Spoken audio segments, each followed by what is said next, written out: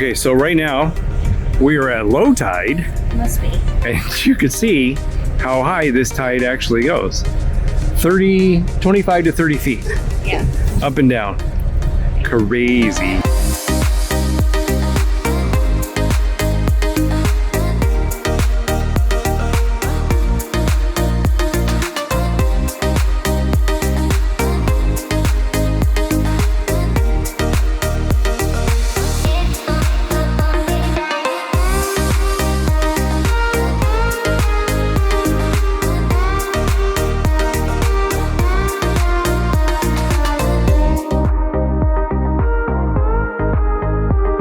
Hello. How are you? Very good.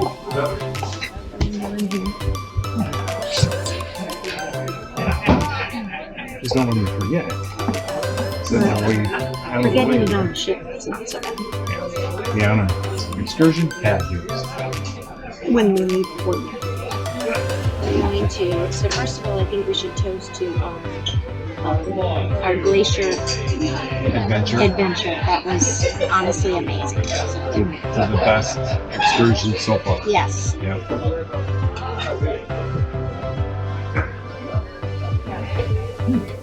And then to today, it was another The day of the dogs. the day of the dogs.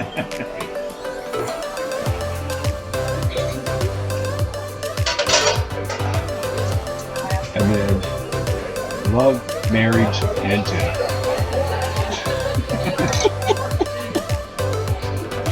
Did you hear that, Jennifer?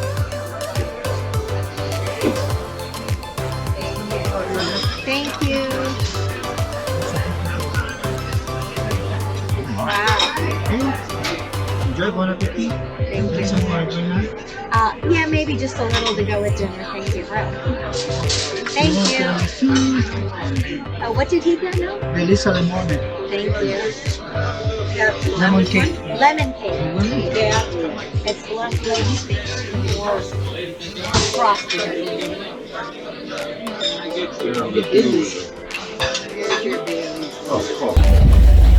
Okay, Lisa and I are on the White Coast. This is what it looks like. We're in an abandoned ship. Our ship. I don't know what's our ship name. It's standing still. No, but literally, this is what it'd be like if you were an abandoned ship, and this is what the looks like. So fun And time. today we're using it as our tender to go to Sitka. So that's really what we're doing. We're on a tender going to Sitka. But Paul likes to pretend like we're abandoning the ship in the Our coast. boat is going down.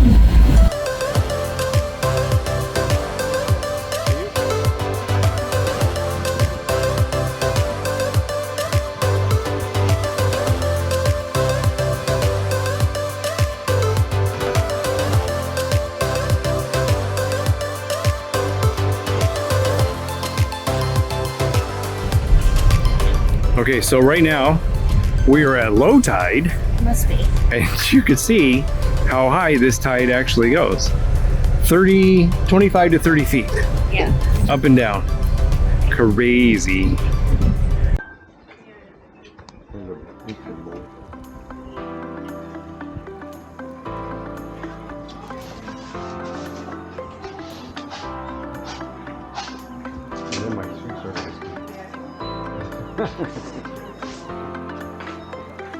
Oh, look at this. What I'm wearing.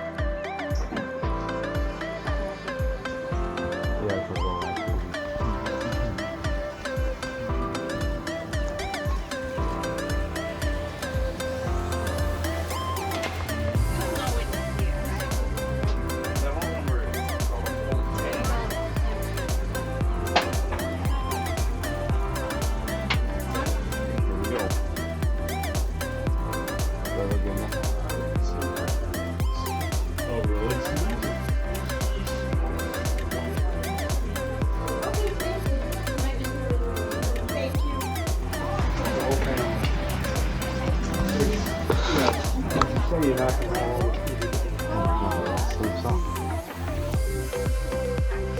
What do they call that when they ink that in or whatever that is? Screw shell. Screw shell.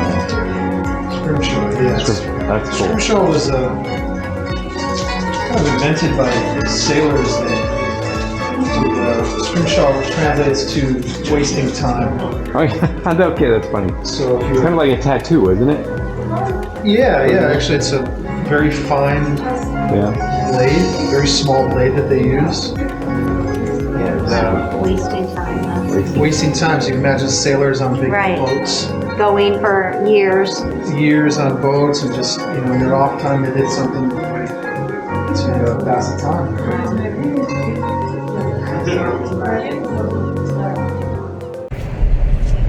Okay, so this is how many hours? 4 hours later? And look how much higher the tide is. Crazy.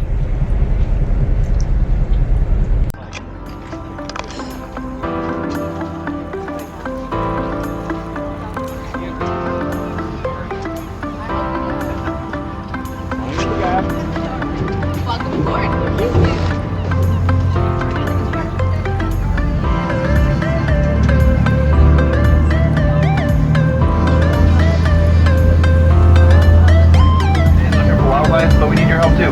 So keep your eyes peeled. Let's have a great trip.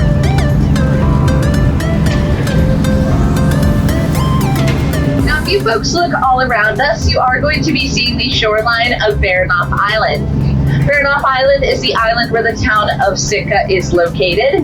Baranof Island is going to be about 100 miles long and 30 miles wide at its widest point. And the town of Sitka is the only community of any real size located on Baranof Island. Sitka has a year-round population of about 8,000 people, and then during the summer that population goes up by about another 1,000 people or so when seasonal workers such as myself come and move into Sitka to live and work here during the peak of the tourism season that runs throughout the summer. Sitka is going to be one of our more isolated communities here in Southeast Alaska. There's only about 14 miles of main drivable road that stretches north to south along the coastline. It starts just a little bit north, about 7 miles of town, and then it will end about 7 miles south of town. So the town is going to sit right in the middle of that main 14 miles. Now, because there is only about 14 miles of drivable road, that means you're not going to be able to drive into Sitka from another place. The only ways you're going to be able to access Sitka are going to be by boat, like you folks did today, or by plane, making Sitka one of our more rural communities here in Southeast Alaska. Folks, as we make our way a little bit deeper into Silver Bay, I will point out some interesting features for you folks to keep your eyes out for. Now, I will say, I think Silver Bay is my favorite place in all of Sitka to come to by water. It is absolutely beautiful back here, especially on days like today, where you can actually see the beautiful scenery around us when the clouds have dispersed a little bit. And one of my favorite landmarks that I like to point out when we're coming back here is going to be at about our 11 o'clock, 11:30, right on this mountain in front of us. You folks might be able to see some of those big white streaks coming down the mountain, and those are going to be our cascades or waterfalls that's caused by rainfall and snow melt coming down from the tops of the mountains. Now, we have had quite a bit of rain over the last couple of days, so these cascades are flowing pretty hard and fast, which is awesome for us to get to see today. I think this is some of the best that we've seen the cascades flowing in quite some time. It's absolutely beautiful sights for us to see here in Silver Bay, so keep your eyes peeled on the mountains for these beautiful cascades. And also keep your eyes out in the water. You folks might see some fish jumping up out of the water, and those fish are going to be salmon. We are currently experiencing our salmon run here in Sitka, which means that our salmon are going to be running upstream to spawn. Now, because of this, they are going to have a lot of energy, as well as they are going to be building up their muscle for making that big swim, which is why you're going to see the salmon flinging themselves up out of the water. So keep your eyes out for some of our jumping salmon as well as we make our way back a little further into the bay. I'm sure you folks have noticed all of these beautiful trees that are covering our landscape here on Baranof Island. And what you are looking at is all going to be a part of the Tongass National Forest. The Tongass National Forest is the largest national forest in the United States, and it's also the largest temperate rainforest in the world. It stretches about 17.5 million acres. For a little bit of perspective, that is going to be about 2 million acres larger than the state of West Virginia. So it is going to be quite massive. The Tongass National Forest covers about 90% of the southeastern Alaskan Panhandle, and it was first set aside as a protected area in 1907 by President Theodore Roosevelt. Great look at some of our stellar sea lions hanging out on that channel marker, enjoying a little bit of what looked to be a early afternoon nap on their part. Now, I did get a couple of good questions about the sea lions while we were looking at them, and the question that I got pretty frequently was, how big do they get? Now, our adult female stellar sea lions are going to grow to be up to about 700 pounds, while the male or bull sea lions are going to be closer to about 2,000 pounds, or a whole ton. So they're going to be absolutely massive marine mammals out here in the Sound. Now, another question I got is, how do they get up onto the channel marker? And the way they're going to do that is by using their extremely strong flippers. Got a whale over here on the right hand side, a little bit of drive-by whale watching. We don't have time to stop, unfortunately. A little bit of a drive-by whale watching better than no whale watching at all.